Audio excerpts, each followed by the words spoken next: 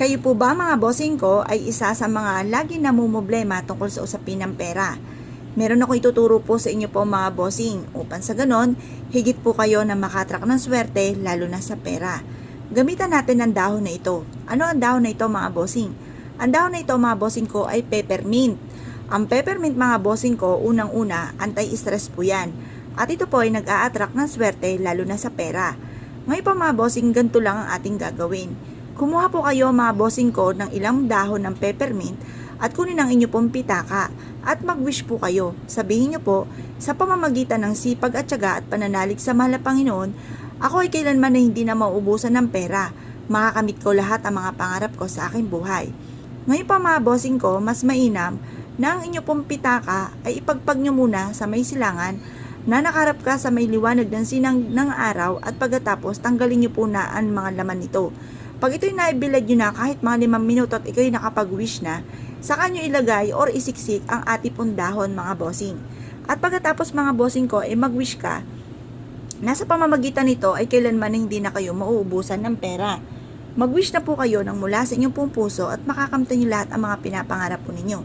Ngayon pa mga bossing, pwede rin naman ninyong gawin mga bossing ko na, pero bago nyo po ilagay sa inyo pong bag ang inyo pong pitaka, painitan nyo muna ito sa sinag ng araw hanggang alas 8 ng umaga.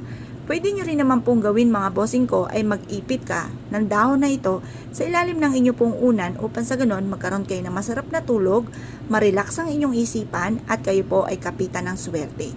Pwede rin naman mga bossing ko na maglagay ka ng dahon na ito sa inyong pong bag upang sa ganon magtuloy-tuloy ang pasok ng swerte. Ngayon pa mga bossing, marami kayong pwedeng gawin. Or magpakulo kayo sa isang kaldero na stainless at ito po mga bossing ko ay hindi nyo tatakloban. Kapag mainit na ang tubig, saka nyo ilagay ang ilang piraso ng ating peppermint. Kapag ito'y kumulo na, ang gagawin po ninyo, ang unang bahagi ay maghahagis kayo sa may pintuan upang maitaboy ang mga kamalasan. At ang usok po nito, yung muusok, yan po ay nagtatawag ng swerte.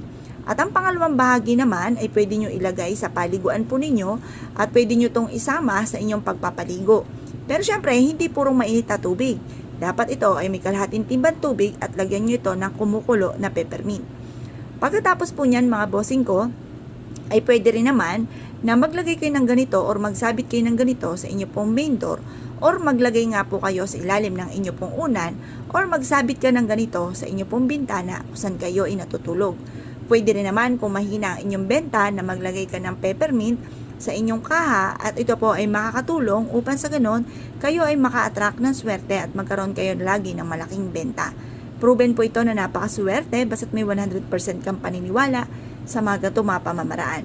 Ngayon pa mga bossing, mas mainam din po na kapag kayo ay nakauwi na ng inyong tahanan, ang inyong sapatos ay lagyan nyo or patungan ninyo ng peppermint at ilagay nyo ito sa gawing silangan ng inyong tahanan. At hayaan nyo rin po ito na mabilad kinabukasan sa sinag ng araw. Iaadya ka ng ating peppermint kung saan lagi kayo ay suswertihin. Ngayon pa mga bossing, kung kayo pinaniwala at naisip po itong gawin, good luck po sa inyo po lahat!